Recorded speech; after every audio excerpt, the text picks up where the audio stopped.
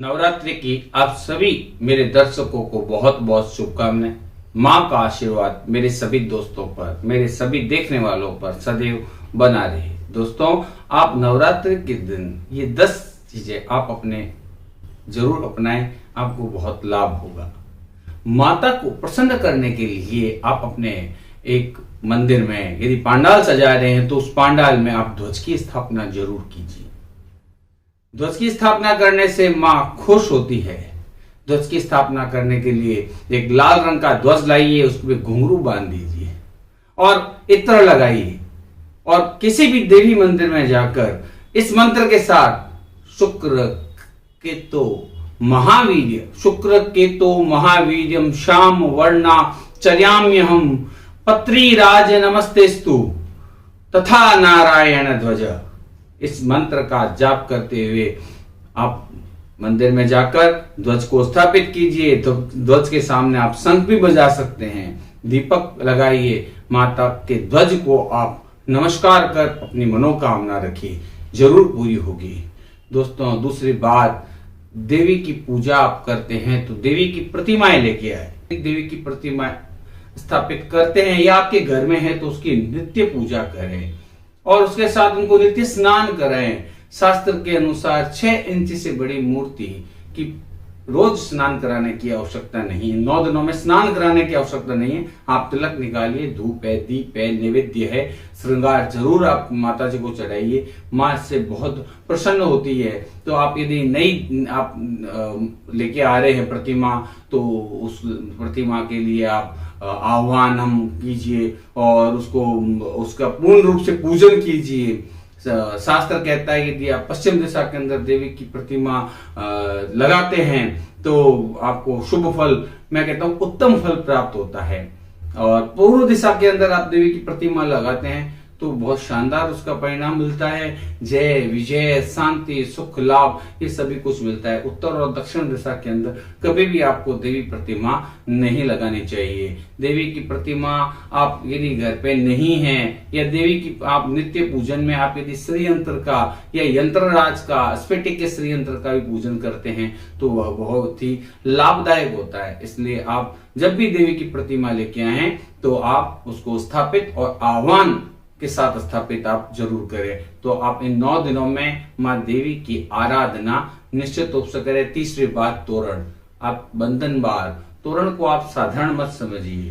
तोरण जो होता है वह हमारी घर में आने वाली जो विपरीत शक्तियां हैं उन विपरीत शक्तियों को रोक देता है और ये बाधाओं को हरण कर लेता है, ये विघ्नों को हरण कर लेता है। इसलिए आप तोरण जरूर बांधिए। आम, पीपल, बड़, आंवला और नीम, इन 5 पत्तों से अभी आप तोरण बांध सकते हैं। एक उपाय आपको बताता हूं दोस्तों, आम के पत्ते पर और नीम इसके पीपल के पत्ते पर, बड़ के पत्ते पर आप श्री लिखकर आप अपने घर के या अपने मंदिर के बंदर बार पर आप लगाइए। आप देखना माता इतनी खुश होगी और आपको धन धान्य से परिपूर्ण कर देगी। ये बहुत ही एक अच्छा उपचार है, आपको ये करना चाहिए। अपने घर में तोरण जरूर बांधना चाहिए। दूसरी और चौथी बात आपको बता रहा हूं, अखंड दीप। अखंड दीप बहुत ही आवश्यक होता है, ये हमारे साक्षी होता है। शास्त्रों में कहा गया है अखंड दीप का इतना महत्व है नवरात्रि में। अखंड दीपकम देव्या, अखंड दीपक देव्या प्रियत नवरात्रकम उज्ज्वाले अहोरात्र मेक चित्तो घृत व्रत। अखंड दीपक का नवरात्रि के अंदर बहुत महत्व है। यदि आप माँ देवी को घी का दीपक अर्पित करते हैं तो देवी के आप दाहिने हाथ में लगाइए और तेल का दीपक यदि आप माँ दुर्गा को आप लगाते हैं तो आप माता के बाएं हाथ की ओर तेल का दीपक लगा सकते हैं। यह साक्षी होता है, जैसे चंद्रमा और सूर्य साक्षी होता है उसी प्रकार हमारी पूजन का साक्षी हमारा दीपक होता है। 5वीं बात, आप अपने घर में जवारे जरूर लगाइए। घर में अपनी खुशहाली के लिए, घर में समृद्धि के लिए नवरात्रि के इन शुभ 9 दिनों के अंदर आप जवारे जरूर लगाइए। 6ठी बात, घट स्थापना। आप घट स्थापना कीजिए। नवरात्रि में सभी शक्तियों का समावेश घट में होता है। जो घट होता है, लोग ऐसे ही लोटा लिया, उसके अंदर पानी डाल दिया, आम के पत्ते लगा के, नारियल लगा के ऐसे घट बना लेते हैं। घट के लिए शास्त्र सम्मत ये बात कही गई कि आप मंत्र उच्चारण करते हुए घट को स्थापित करें। कलाशस्तु शेरते यत्र कलशः सचम उच्यते धर्मार्थ कामदा यत्र पूज्यते कलशः च।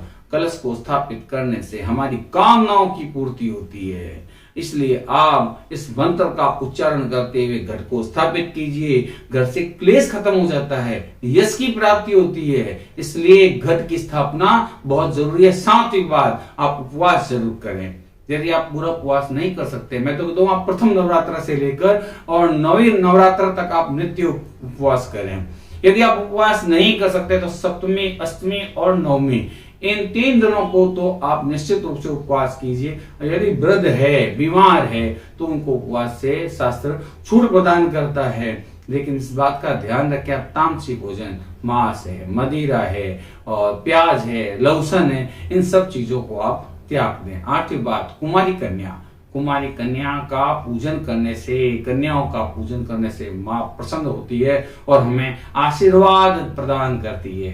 इसलिए दोस्तों, इन शुभ दिनों के अंदर आप कुमारी कन्याओं का जरूर पूजन करें। उन्हें आप केला, वस्त्र, मेहंदी इत्यादि आप उनको देने से माँ बहुत प्रसन्न होती है। फिर आपको बता रहा हूं मैं नौवीं बात ये कि आप अपने घर के अंदर नित्य दुर्गा का पाठ कीजिए। यदि आप दुर्गा सप्तशती रोज करते हैं तो बहुत अच्छा है। यदि आपके पास इतना समय नहीं है तो आप सिद्ध कुंजिका स्तोत्र का पाठ भी कर सकते हैं और सप्तश्लोकी, दुर्गा सप्तश्लोकी का पाठ करने से भी दुर्गा सप्तशती का पूर्ण फल आपको मिलता है। उसके बाद आप माता के बीज मंत्रों का भी आप जाप कर सकते हैं। इस प्रकार आप यदि माँ का पाठ करेंगे 9 दिन, ये बहुत अच्छे सुनहरे अच्छे दिन होते हैं, तो आप लोग इन दिनों का लाभ उठाइए। और 10वीं बात, हवन, पूर्णाहुति। जब आप 9वें दिन पूर्णाहुति करते हैं तो आप हवन जरूर कीजिए। देखिए दोस्तों, यदि किसी को आरोग्यता की प्राप्ति करनी होती है तो भगवान सूर्य की पूजा करते हैं, और किसी को धन की इच्छा है तो भगवान अग्निदेव की पूजा की जाती है।